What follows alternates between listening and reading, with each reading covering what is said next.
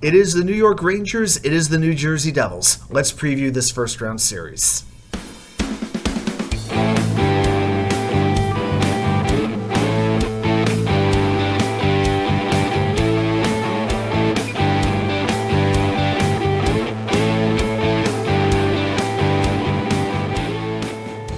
And well, welcome back to New York Sports WickerMedia. I'm Wa2K99. Thank you, as always, for taking the time to watch these videos. So today, we are going to preview the New York Rangers versus the New Jersey Devils first round series. It kicks off Tuesday night in the Rock, in the Prudential Center in just gorgeous downtown Newark, New Jersey. So these two teams have played 4 times this year. The Devils have taken 3 of those contests. It's really been a breakout season for New Jersey. They've been rebuilding for the last 5 years. You know, they had not made the playoffs since 2018. But since that time, they have had 6 top 10 draft picks. They have had a total of 11 first-round picks since 2015, and they have really rebuilt this franchise. Got to give them a lot of credit. And that is led by their 2-star centers, nicohischier, drafted in 2017, and Jackhughes in 2019. Both have emerged as stars. Hischier is known for his 2A ability. He's the captain of the team, and he has a knack for scoring goals at big times. He has 9 game-winning goals this year. Jackhughes, on the other hand, he just only scored 99 points. You know, he's emerged as one of the most dynamic weapons that you can find in the NHL nowadays. But it's more than that. To sort of build the team up a little bit further, the Devils added some veterans. They added Ondrej Palat. Now, if you're a New York Rangers fan, you know you probably just had a full body shiver at the thought of that name. Palat just has a knack for scoring big goals against the Rangers. He did it last year against Tampa Bay in a very, very late game down in Tampa Bay, late in the game. And at that point, once I saw that one goal go in, I kind of knew the series deep down was over. So he is the left wing along with Hughes, and he has 94 points in 138 career playoff games. He has a way of building up his game, and that is one player I cannot bear to see the Rangers get beat by. Also, they brought in tomastatar, another forward, defenseman dougiehamilton. This was a player they really needed, especially when PK Subban went away. Hamilton this year is second among NHL defensemen in goals with 22. He is 4th in points with 74 and 1st in shots on goal with 275. So Hamilton is quite the weapon. Oh, and they traded for the biggest prize at the March trading deadline by acquiring a 40-goal scorer in timomeier from the San Jose Sharks, who plays on their third line. And in the 21 games since he came over, Meier has 14 points with 9 goals and 5 assists. So all of that has helped them arrive ahead of schedule. You know, not a lot of people had New Jersey projected to make the playoffs. I know I didn't. They entered the season with the 5th youngest roster in the league. They're about 26 years old on average, and they finished 5th in the NHL with 3.5 goals per game and tied for 4th with 34 shots per contest. Now, with that offense, what the Devils do well is transition. Odd man rushes, breakaways. This is what they capitalize on.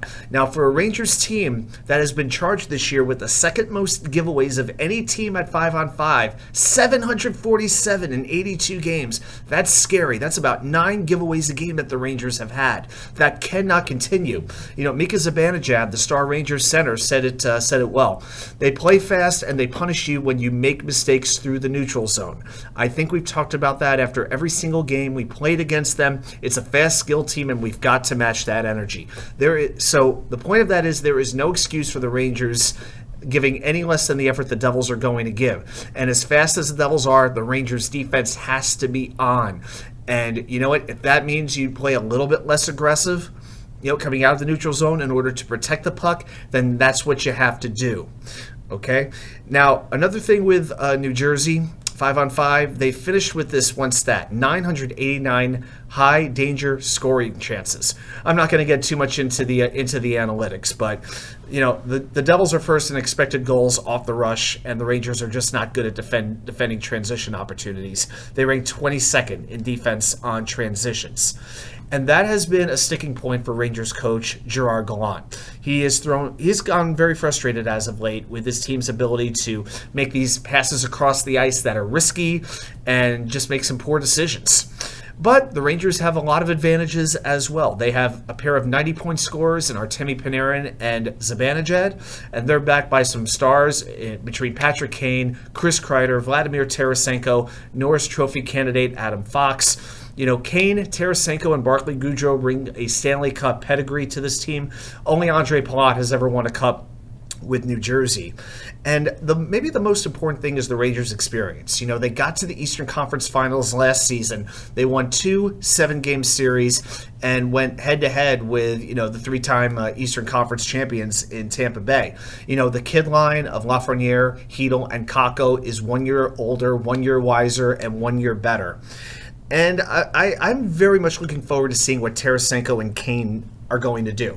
So Tarasenko has 21 points in 31 games with the Rangers. Kane has 12 points in 19 games, although if you talk to some Rangers fans, you would think that he hasn't had a single point in the 19 games that he's come.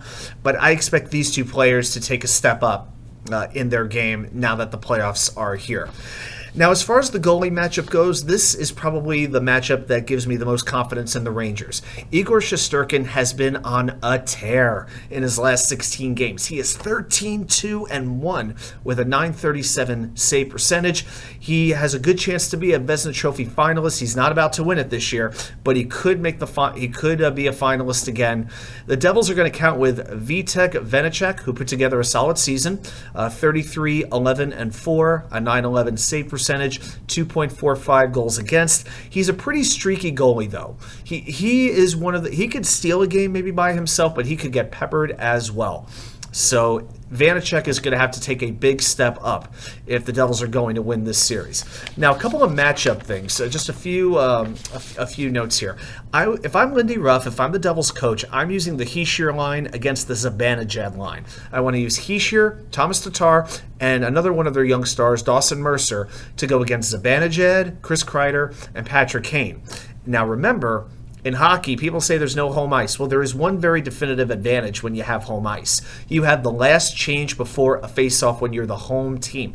So if Ruff wants to match up against the Mika line with Hichier, he could do that for the games in New Jersey. But maybe there's 2 Rangers in my mind in particular who I'm focusing on. One is Vincenttrochek. Now, I'm a big Vinny Trocheck fan. I was very happy when the Rangers signed him to be their second-line center. But he is probably going to be going head-to-head along with Panarin and Tarasenko, I would believe. They're going to be going head-to-head with the Jackhughes line. And Trocheck is really going to have to keep Hughes in check. That is not going to be easy. This is a series where Trocheck's defense is going to matter, I think, just as much, if not more, than his offense. And the other player is Kandremiller, who has been driving a lot of Rangers fans crazy. He'll have a great game, then he'll have a terrible game. This is a series where he cannot afford to turn the puck over in his own half. When I was talking about the giveaways earlier, Kandremiller was the first player on my mind, so I'll be watching number 79. Now, the Devils have a decision to make on the 4th line. Michael McLeod is working his way back from an injury he sustained about a week ago. He did participate in Saturday's practice. Now, you might be wondering, who's Michael McLeod? Well, he's a 25-year-old center, and he's 3rd in the league, winning 60.6% of his faceoffs. Little things like that can make all the difference. Now, with the special teams, both are doing quite well. Here's what I would say. The Rangers have the 7th-ranked power play, 24%, going against the 4th-ranked Devils penalty kill at 82%. And then the Devils have the 13th-ranked power play at 21.9%. The Rangers' penalty kill is also 13th at 81%. All right, let's go through a couple of other stats. So with the Rangers, they went 12-3-4 in their last 19 games and have not allowed more than 3 goals in any one of those games. And when the Rangers score 4 goals or more, they are 33-0. They have not lost a single game this year when they score 4 goals or above. But Miller and jacobtrouba were on the ice for 55 goals against. That's the 2nd worst total in the league. So it's Miller as well as Trouba. I know Trouba's going to lay out a lot of hits. I know Trouba's going to have a good physical series. But these two have to have a come-to-Jesus moment and figure out what they have to do to get their game to the level that it was last season when this team marched to the conference finals. As far as New Jersey goes, well, they have 28 road wins. That is 2nd in the NHL. Tied with Colorado, only behind Boston. And they have scored 5 goals or more in 5 of their last 7 regular season games. And this is an interesting thing about the Devils' goal scoring. If you rank the 32 teams in the NHL, Right now, by goals per period, the Devils are 22nd in the league in first period goals, but they're 4th in second period goals and 3rd in third period goals. So as the game goes on, they get better and better and better. But will they be able to do that in a playoff series, especially against their Cross River rivals who have experience and have a lot more Stanley Cups on their pedigree? It's going to be a fascinating matchup. As far as a prediction goes, I definitely expect a long series. I think the edge for me, though, is the Rangers' goaltending. I really think that's what's going to do it. I think the Rangers have a little bit more of a physical team. I think they just have some guys who are going to be able to put the puck in the net when they need to. And I expect a very good series, really, from Igorshesterkin. So I do think that the Devils, I could see the Devils winning game one. I could see the Devils winning game one at home, but then the Rangers getting their act together and really taking control of the series. So I am going to pick the New York Rangers to win this series, and I'm going to say they're going to do it in 6 games. They're going to win that decisive game in Madison Square Garden. Well, those are my thoughts. I want to see your thoughts. Put them in the comments. What are your thoughts? Who's going to win this series? Rangers, Devils? How many games? What players are you watching out for?